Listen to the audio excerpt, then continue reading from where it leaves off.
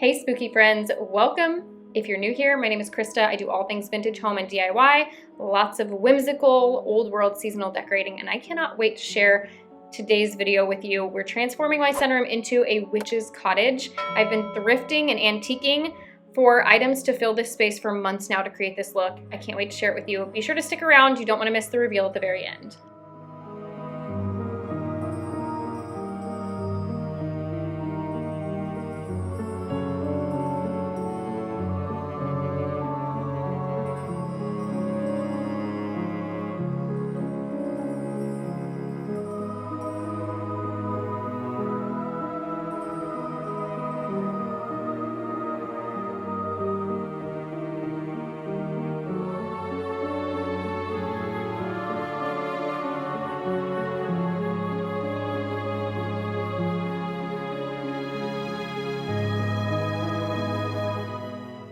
When creating this space, my goal was to create like a movie set. I wanted it to feel like you literally stepped into a witch's cottage when you came in here. So less Halloween-y, a little bit more authentic and lived in, and I think I definitely accomplished that. These old encyclopedias worked very, very well for this look, as well as some old medicine bottles, and then I also collected some cookware that looked like it could be something you'd find in a witch's cottage that she was brewing up her potions in.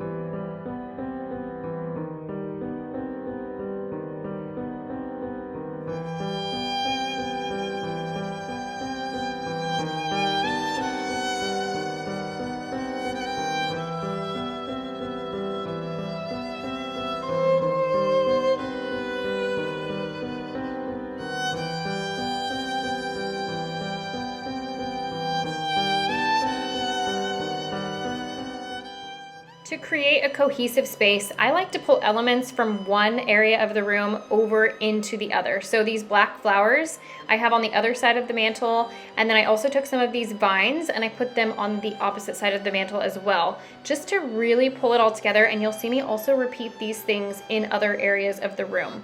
Now, if you've seen my previous videos, you know I'm a big fan of printable artwork. I like to switch them out for the seasons. I think it's a really inexpensive way to just kind of change up and customize your space. So I found these prints on Etsy. I will link them down below for you. And then I printed them through MPIX. I'm going to swap one of these out so you can see. I will do the rest off camera, and then we'll get them hung and move over to our tablescape.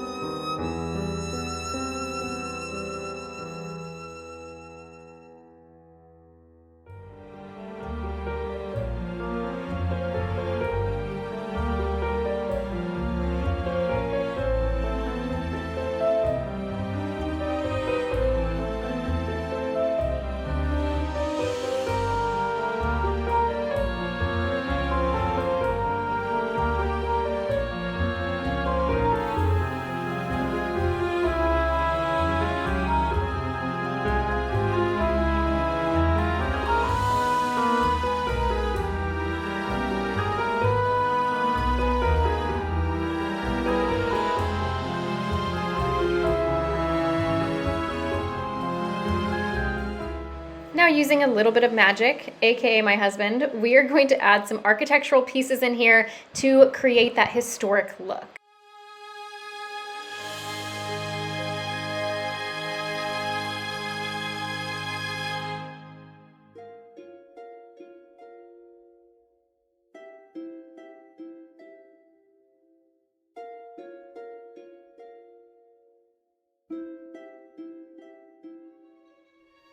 Repeating that black lace down here in the tablescape. These were actually a 2-pack from Amazon. I want to say they were around $10 for the pack, so it was a really good deal. And now I'm adding some of my fairy lights as per usual. I use the Velcro command strips to hide the battery pack away underneath the table, and it just adds a little bit of magic into the space. We're gonna use some faux spooky branches and then move on to my black Amazon florals that I absolutely love. Anything I'm able to link, I will put down in the description box for you if you'd like to check those out. I love these because they're black, and then they also kind of have this warm reddish brown stem to them, so they have a very like spooky look about them. I probably used 2 packs to complete the tablescape.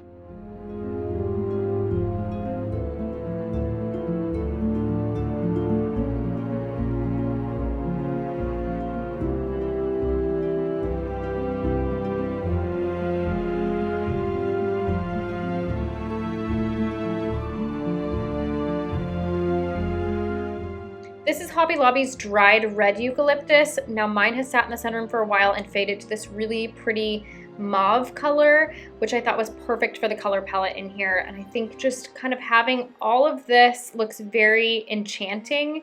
And of course the fairy lights are also in there at night. You'll see those shining through. And then I wanted to use a footed tray to kind of raise up my centerpiece a bit, using this dollar tarnished silver tray that I found at a garage sale, a grapevine leaf, and some Spanish moss with some orange fairy lights to create kind of the look of fire. We are going to set up a little witch's brew in the center here. So I wanted it to look like it was kind of cooking actively as it was sitting up here. And then, no surprise to you guys, I'm using my tarnished silver trays as chargers once again this year. I think they're absolutely perfect for a spooky tablescape, and I know that a lot of you have been collecting them as well, so I know you were hoping to see them. Here they are. I couldn't collect enough of my vintage clear plates in time, so I did actually get a pack of 6 of these from Amazon, really reasonably priced. I think it was around $25 for the 6-pack.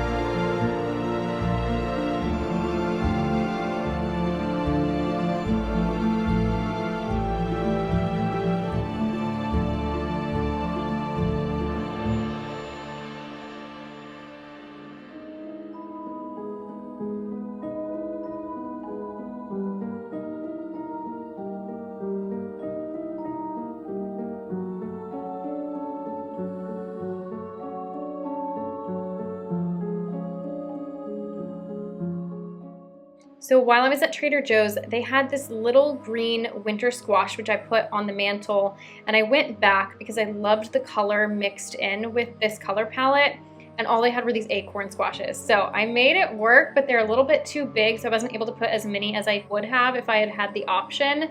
So they are not perfectly placed, but I still think that they look nice in this setting with everything else. And then I used some dried florals, some moss, and some creepy crawlies just to add a little bit of a creep factor to the table. And because I know a couple of you will be wondering, yes, that was Jameson's scorpion once again that I borrowed. This time he hasn't noticed, so it will be returned before he knows it's missing.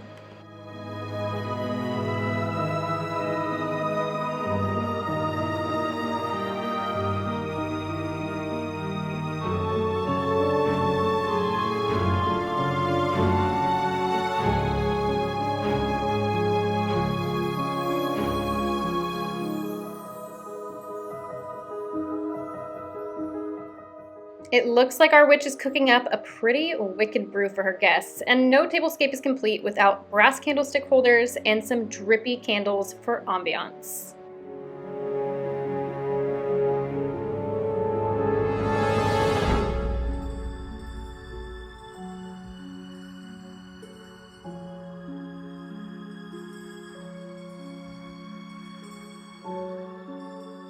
To create that lived-in look, I thought this butler stand was perfect to use as a functional piece, somewhere our witch would come in, put her boots, her broom, and her hat before settling in for a wicked evening.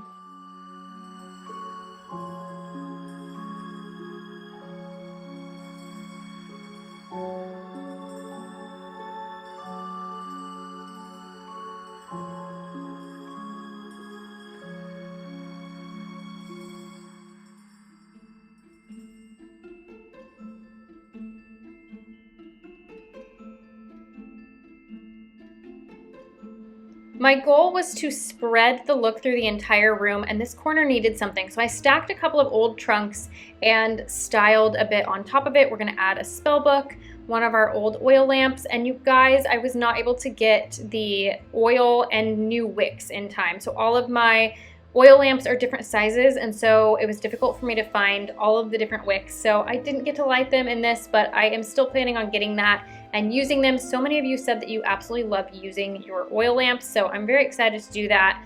We're gonna add a little bit of moss, some more of those acorn squashes, really again, just pulling some of those elements that we've used in other areas of the room over here to complete a cohesive look throughout the room.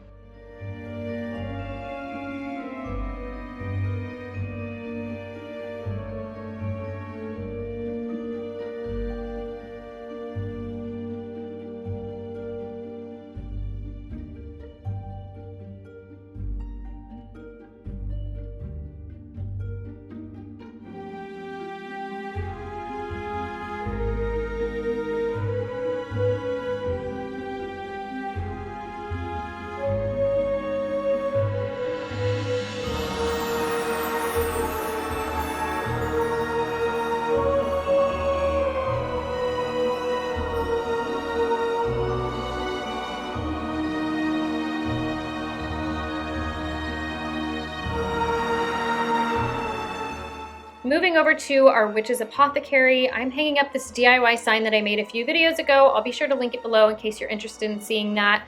And then we're going to fill it with just some old books and tons of old medicine bottles.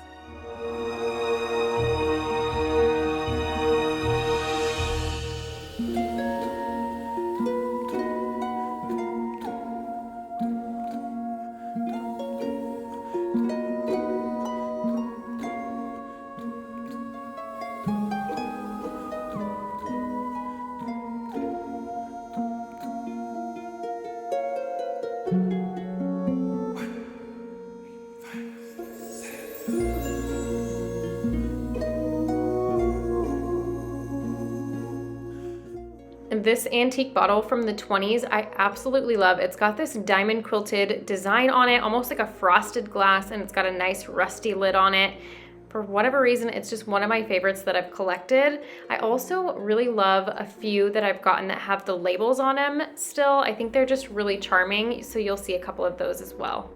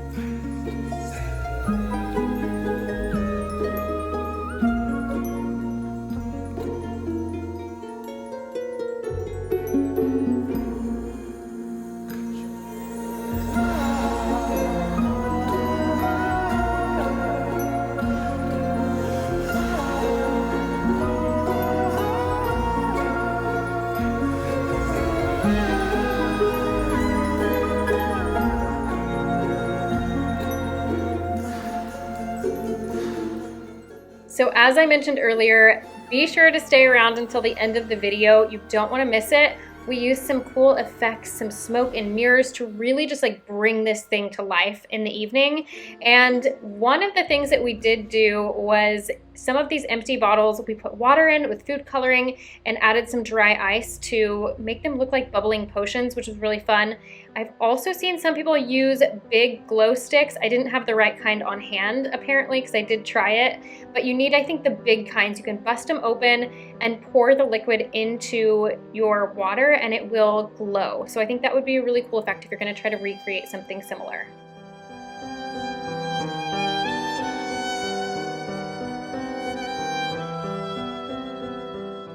I loosely had an idea of what I wanted to do over here, and I was flipping through this book. I was going to open it up and kind of put it up like a spell book on this box when I saw that there was a picture on one of the pages. I've had this book for a really long time, and this is my first time discovering it inside of this book. This picture of this little girl, and I thought, okay, she has to be in it now because I just discovered her randomly in this book. So I kind of switched up my idea of how to style this because I wanted to include her. I just kind of thought it was meant to be. And alongside her, I placed this Spellbook Page. I purchased this on Etsy. They had a couple of different finishes for the background. I then just printed it, burned the edges a bit with a lighter, crinkled it up, and tried to make it look aged.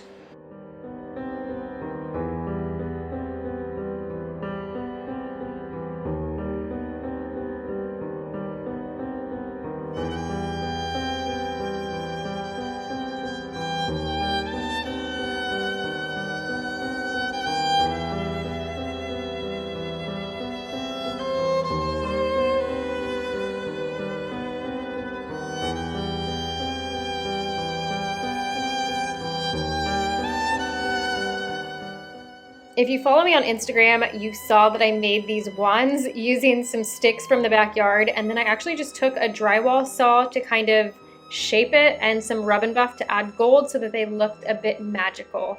A really fun and inexpensive way to create a prop for your display, or if you just need a wand.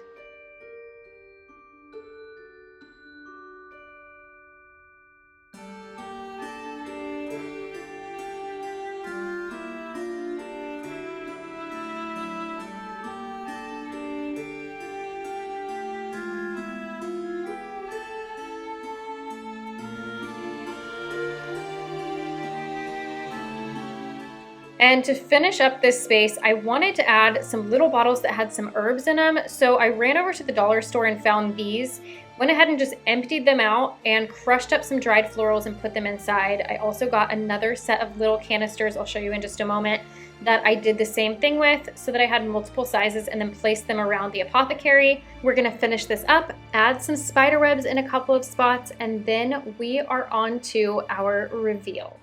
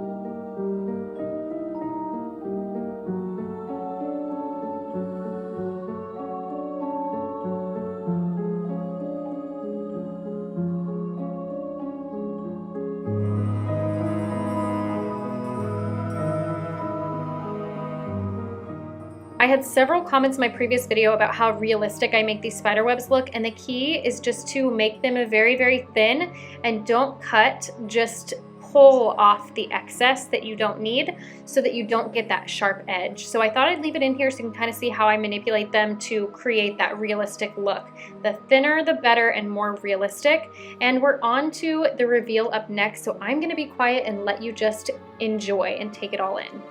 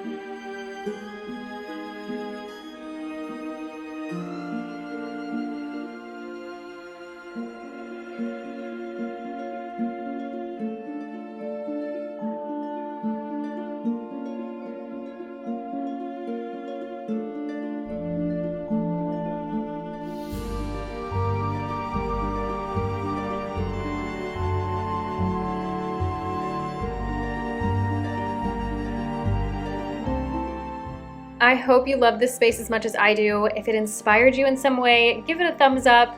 Be sure to subscribe for all of the whimsical seasonal decor inspiration, and I'll see you very soon in a brand new video. Bye.